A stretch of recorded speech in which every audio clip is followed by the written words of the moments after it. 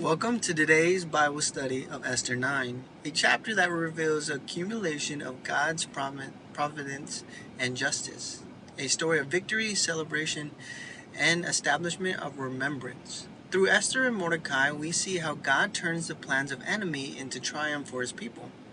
Let's explore this pivotal moment together.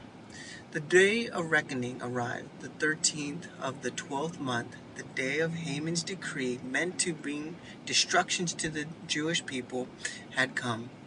Instead of despair, the Jews stood ready as not as victims but as victors. Mordecai's new decree had given them the right to defend themselves.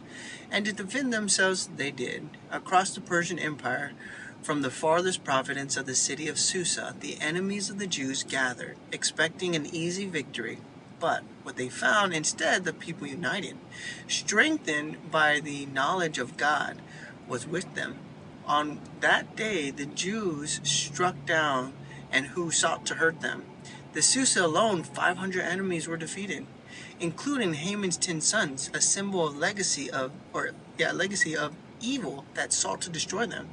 The gallows that had meant for Mordecai became the grim reminder of there is no plan against God's people who will ever succeed.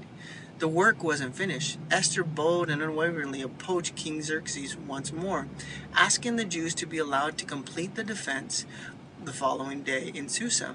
The king, seeing wisdom in her request, granted it.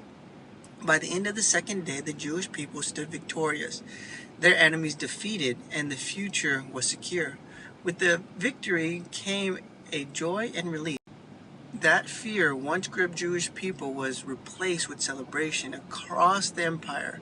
Feasts were held, gifts were exchanged, and the day was transformed one from mourning to rejoicing. So in Esther 9 is a powerful reminder that God is a God of justice. What is the enemy meant for destruction, God turned into victory.